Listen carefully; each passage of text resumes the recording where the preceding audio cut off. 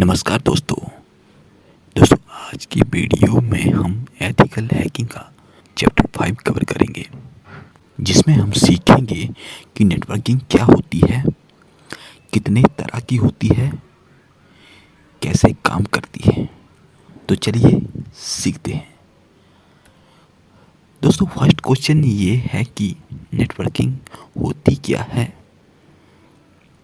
दोस्तों नेटवर्किंग एक कलेक्शन है कंप्यूटिंग डिवाइसेस की, जो कि आपस में कनेक्ट होते हैं फाइल्स, सॉफ्टवेयर, प्रिंटर, इंफॉर्मेशंस को आपस में शेयर करने के लिए या फिर यूज़र को आपस में कम्युनिकेट करवाने के लिए। दोस्तों अभी पॉइंट आता है कि ये कितने तरह की होती है, नेटवर्किंग कितने तरह की होती है। ये मेनली 3 तरह की होती है, जिसमें सबसे पहले आता है लैन, जिसे लोकल एरिया नेटवर्क कहते हैं। दोस्तों ये लैन जो होती है ना, ये लोकल एरिया तक ही सीमित होती है। जैसे एग्जांपल्स आपके लैन के हो सकते हैं, जैसे स्कूल्स में, घर में, या फिर लाइब्रेटरी या ऑफिस में, जो स्मॉल एरिया होते हैं, जो कि नॉर्मली कंप्यूटर्स या प्रिंटर्स कनेक्टेड होते हैं हमारे डायरेक्टली सर्वर के साथ, फाइल्स एंड फोल्डर्स को या फिर प्रिंटर्स को एक्सेस करने के लिए। सेकंड है दोस्तों मैन, मेट्रोपॉलिटन एरिया नेटवर्क। ये मैन जो होता है, ये ग्रुप होता है लैन्स का, जो कि एक लार्ज सिटी के अंदर तक सीमित होते हैं, उनको आपस में कनेक्ट करता है, जैसे हॉस्पिटल का या फिर कॉलेज का या स्कूल्स का या फिर फैक्ट्री का लैन। इन सभी को एक आपस में जो कम्युनिकेट करवाने के लिए हम मैन का यूज़ करते हैं या फिर उसे मैन कहते हैं। थर्ड है दोस्तों बैन, जिसे वाइड एरिया नेटवर्क कहते हैं। इसकी कोई लिमिट नहीं होती है। बैन का जो बेस्ट एग्जांपल है उसे हम इंटरनेट कह सकते हैं। ये डिफरेंट कंट्रीज़ को भी कनेक्ट कर देता है। या चाहे एक ऑफिस है हमारा, चाहे दिल्ली में है, चाहे एक बेंगलोर में है, या फिर एक दुबई में है, या फिर यूएसए में है, इन सभी को आपस में कम्युनिकेट करवा सकता है ये बैन। दोस्तों अभी हम देखेंगे हाउ इट वर्क्स, ये काम कैसे करती है, नेटवर्किंग काम कैसे करती है। गाइस इसे अच्छे से समझिएगा, क्योंकि एथिकल हैकिंग में नेटवर्किंग बहुत ही इम्पोर्टेंट रोल प्ले करती है। हम नेटवर्किंग स्कैन करेंगे तो हमें नेटवर्क को समझना बहुत ज़रूरी है। तो आइए इसको समझते हैं। पहले जो समझना है वो है ISP। ISP क्या होता है? ISP मतलब इंटरनेट सर्विस प्रोवाइडर, जैसे जियो, एयरटेल, BSNL और जितने भी अदर नेटवर्क हैं जो हमें इंटरनेट की सर्विस देते हैं, उनको ISP कहा जाता है। आप लोग अपने घर में या मोबाइल में किसी ना किसी ISP का इंटरनेट यूज़ कर रहे होंगे। तो ISP करता क्या है? Basically ISP internet service provider होता है, जो ब्रॉडबैंड को इंटरनेट प्रोवाइड करता है। और ये ब्रॉडबैंड जो है, ये बेसिकली ये हम लोगों को नेट प्रोवाइड करता है। जितने भी सिस्टम कनेक्टेड हैं उनके पास नेट कहाँ से जा रहा है? ब्रॉडबैंड से जा रहा है। अब इन दोनों के प्रोसेस को अच्छे से समझते हैं। जब ISP ब्रॉडबैंड को नेट प्रोवाइड कर रहा है तो कैसे कर रहा है? इसको क्या मिल रहा है? दोस्तों इसको ISP से IP मिल रहा है। अब भी नई चीज़ आ गई। IP क्या होता है? IP होता है इंटरनेट प्रोटोकॉल एड्रेस। ये एड्रेस तब मिलता है जब एक सिस्टम के पास इंटरनेट प्रोवाइड हो जाता है। जैसे ही एक सिस्टम में इंटरनेट आता है, उसको एक IP अलॉट हो जाता है, जो उसका वाइड एरिया नेटवर्क या फिर लोकल एरिया नेटवर्क में एड्रेस होता है। ये एड्रेस तभी उसको मिलेगा जब उसके पास इंटरनेट आएगा। तो यहाँ हम देखते हैं कि जैसे ही ISP ने ब्रॉडबैंड को IP दिया, तो उसी वक्त इस ब्रॉडबैंड के पास इसके लिए आईपी अलॉट हो गया, पब्लिक आईपी, जो कि ये 82.10.250.90 है। जैसे ही इसके पास इंटरनेट आया, इसके पास दो आईपी हो गए, एक पब्लिक आईपी और एक प्राइवेट आईपी। अब ये प्राइवेट आईपी कहाँ से आया? कि इसके पास दोस्तों पहले से ही था।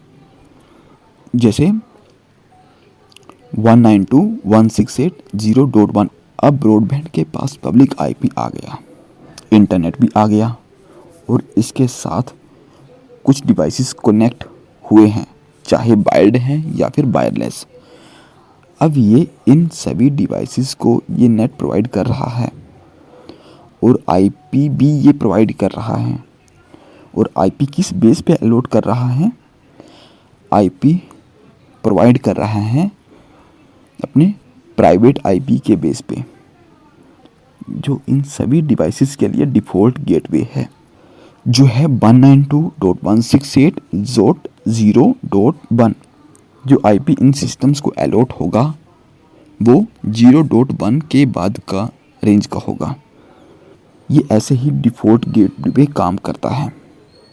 जो पहला आईपी राउटर का होता है, उसके बाद के जितने भी आईपी होते हैं वो राउटर असाइन करता है हर डिवाइसेस को जो इसके साथ कनेक्टेड हैं। ये सारे आईपी राउटर डिवाइसेस को दे रहा है, ये सारे प्राइवेट आईपी हैं। जो इन आईपी का वाइड एरिया नेटवर्क में कोई अस्तित्व नहीं है। ये बैन में कोई नहीं जानता कि ये आईपी इस सिस्टम से बिलोंग करता है।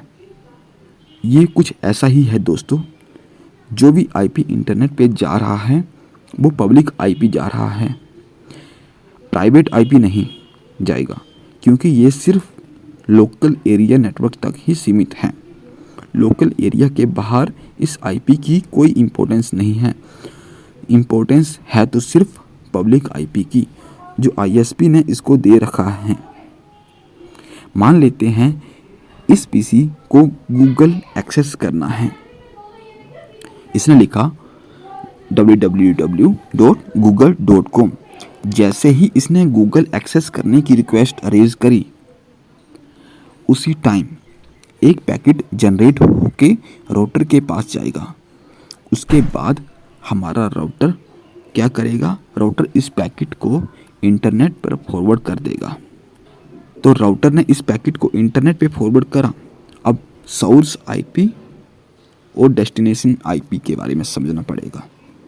मतलब जिस सिस्टम से पैकेट जनरेट होके जा रहा होता है उसे हम सोर्स आईपी कहते हैं, और डेस्टिनेशन आईपी मतलब जिस सिस्टम तक पैकेट जाएगा, जिस डेस्टिनेशन में पैकेट जाएगा। मतलब यानी कि यहाँ से राउटर ने एक पैकेट जनरेट किया गूगल सर्वर की तरफ कि हमें आपकी साइट को एक्सेस करना है। तो सोर्स आईपी था राउटर का और डेस्टिनेशन आईपी था गूगल का, जहाँ पैकेट को पहुँचना था। तो ऐसे ही यहाँ पे एक राउटर ने पैकेट सेंड किया, तो यहाँ पे जो सोर्स आईपी है वो होगा राउटर का, और ये पैकेट सीधा जाएगा गूगल सर्वर के पास। उसके आईपी से पिंग होके ये हम आगे समझेंगे, और गूगल सर्वर रिस्पॉन्स देगा कि या आप साइट को एक्सेस कर सकते हैं या फिर नहीं कर सकते। दोनों ही केस में वो रिस्पॉन्स देगा, यानी रिप्लाई देगा। तो वो रिस्पॉन्स राउटर के आईपी के पास जाएगा। राउटर एक और अच्छा काम करता है दोस्तों, वो समझना चाहिए। राउटर हर एक सेकंड में ARP रिक्वेस्ट जनरेट करता है। ARP मतलब address resolution protocol. ARP confirm करता है कि इसके पास कितने सिस्टम कनेक्टेड हैं और उन सिस्टम्स का आईपी क्या है। ये रिक्वेस्ट पूछती है हु इज़ एंड और इसका आईपी, मतलब हु इज़ 192.168.0.102। जैसे ही रिक्वेस्ट सभी डिवाइसेस के पास जाएगी ये सिस्टम रिस्पॉन्स करेगा मैं हूँ 102। जैसे ही ये रिप्लाई करेगा मैं हूँ 102, ये रिकॉल में इसको अपडेट करेगा और जो गूगल सर्वर से आया था, जो मतलब रिस्पॉन्स गूगल सर्वर से आया था, वो इस सिस्टम को शेयर करेगा। और ऐसे ही करके हमारे ऑल ओवर नेटवर्क काम करता है, चाहे वायर्ड हो या फिर हो वायरलेस। भले ही इस डिवाइस ने गूगल एक्सेस करने की परमिशन मांगी, लेकिन गूगल के पास जो आईपी जाएगा वो राउटर का पब्लिक आईपी ही जाएगा। जो रिस्पॉन्स जो आएगा वो भी राउटर के पास ही आएगा। देन राउटर सबसे एआरपी रिक्वेस्ट शेयर करेगा, जिसका आईपी कंफर्म होगा, जिसके लिए रिस्पॉन्स आया होगा, रिस्पॉन्स उसको शेयर कर देगा। तो ऐसे ही हमारी नेटवर्किंग काम करती है। इसमें और भी पॉइंट्स हैं जो हम धीरे धीरे आगे की वीडियोस में सीखेंगे। अगर आपको इसमें कोई पॉइंट मिस हो रहा है तो प्लीज़ आप कमेंट सेक्शन में कमेंट कर दीजिएगा, लेकिन कोई पॉइंट छूटना नहीं चाहिए दोस्तों। तो मिलते हैं अगली वीडियो में। धन्यवाद दोस्तों।